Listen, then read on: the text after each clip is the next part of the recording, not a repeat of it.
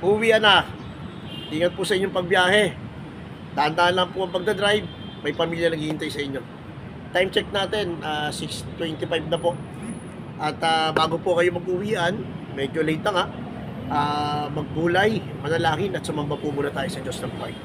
Sa gospel ngayon kapatid, na hinango natin kay San Mateo Kabanata 10, talata 1 hanggang 7, ito po may dalawang paksa, yung ang 12 alagad at sinugo ni Jesus ang 12.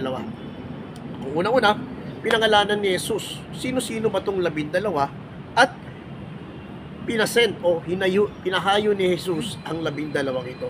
Sabi ito kapatid, tinipon ni Jesus ang 12 alagad at binigyan ng kapangyarihan magpalayas ng masamang espiritu at magpagaling ng may mga karamdaman. Kapatid, reminder na naman po, yung linggo na ito, isang pagpapaalala lang. Lagi ang Diyos ay nagpapagaling. It is reminding us na ang Diyos natin is a healing God. Kaya manampalataya tayo, sumamba tayo, dumakila tayo. At tunay nga naman na pagagalingin tayo ng ating Panginoon. Kung paanong hinahayo ng Panginoon ang kanyang mga alagad para magpagaling, ito rin yung ating misyon. Kapatid, matapos kang pagalingin dapat ng ating Panginoon, simula sa oras na to, or yung mga pangyayari sa buhay mo, kung paano kang pinagaling ng Panginoon, kung paano kang pinatawad, kung paano kang tinawag, meron ka naman pananagutan. Ano yung pananagutan? Ikaw ngayon ay pahahayuin ng ating Panginoon. Para ano? Para ipahayag ang mabuting balita. I-share the goodness of the Lord. Share the gospel, ang kaligtasan. May dalawang bagay tayo kapatid para ipahayag ang pagpapala ng Diyos. The first is through our testimony. Kapatid, ang 12 ay nagpahayag. Ikwinento nila kung ano yung mga sinabi sa kanila ni Jesus. Binasa nilang mabuting balita. Binasa nilang Biblia. Shinare nila. Ganon din tayo dapat. This is the good news of our Lord. Jesus is the way, the truth, and the life. Basahin natin. Si Jesus ang pintuan. Si Jesus ang pag-asa. Si Jesus ang pagkain nagbibigay buhay. Si Jesus ang inuming nagbibigay buhay. Ipahayag natin ang pagpapala. Ipahayag natin ang Diyos natin ay nagpapagaling. Ipahayag natin ang Diyos natin ay nagpapatawad. Maipapahayag natin pag pinahay tayo ng ating Panginoon. Una-una sa pamamagitan ng salita. Pangalawa, magiging tunay nga tayo mga apostol kung hindi lamang tayo nakikitaan sa salita, kung hindi nakikitaan tayo sa gawa. Nawa, sa araw na to, maging tunay tayong Kristiyano. Hindi lamang Kristiyanong ngawa na ngawa, kung hindi Kristiyanong gumagawa sa papaanong pamamaraan. Sabi dito ng ating Panginoon, pinahayo ang 12. Hindi lamang sila nagpahayag ng salita ng Diyos, kung hindi pinuntahan nila, dinalaw nila yung mga may sakit, pinuntahan nila yung mga nakabilanggo, dinamitan nila yung mga nakahubad, pinainom nila yung mga nauuwaw, pinakain nila ang mga gutom. Ito yung malaking hamon sa atin, kapatid. Nawa sa araw na to, makita sa ating kilos, makita sa ating salita, na tunay nga tayong mga tinawag ni Kristo. Kapatid, ilingin natin sa unang bahagi, bigyan tayo ng kapangyarihan. Kapangyarihang magpalayas ng demonyo, kapangyarihan magpagaling. Pero before doon, hilingin muna natin, Lord, bago ako magpagaling, bago ako magpalayas ng demonyo, baka meron akong sakit sa aking buhay. Baka meron akong problema. Ito mong una, Lord, gamutin mo po muna ako. May problema akong financial.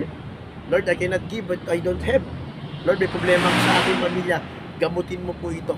Lord, meron akong problemang pisikal. Meron akong sakit na nararamdaman. Nanglalambot ako. Nangihina ako. Meron akong lagnat. Meron akong tumor. Meron akong cancer. Meron akong leukemia. Meron akong malalang sakit. Lord, please, hilumin mo ako, pagalingin mo ako.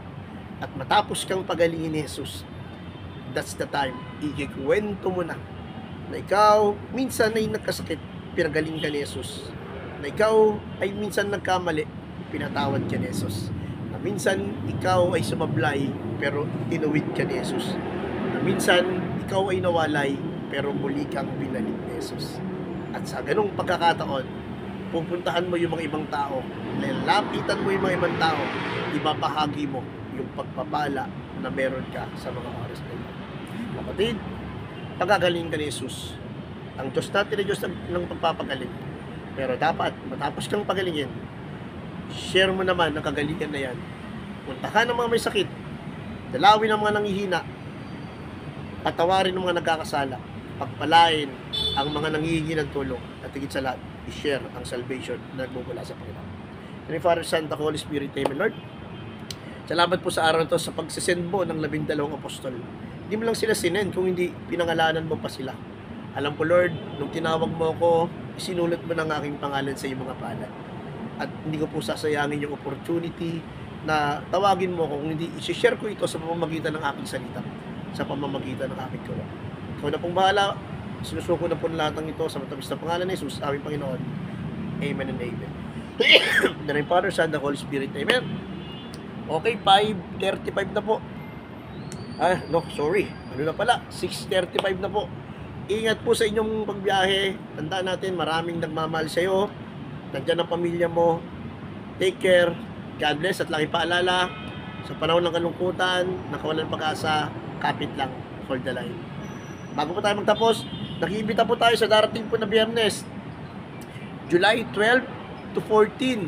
Magkakaroon po tayo ng Catholic Life and Spirit Seminar dyan po sa Tanawan, Batangas. Mag-start po ito ng 6 o'clock ng hapon at matatapos po ng linggo ng hapon.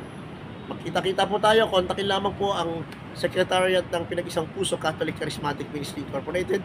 Magkita-kita po tayo. Ang candidate po natin, lalaki or babae, edad 17 pataas. Muli, bye-bye. God bless.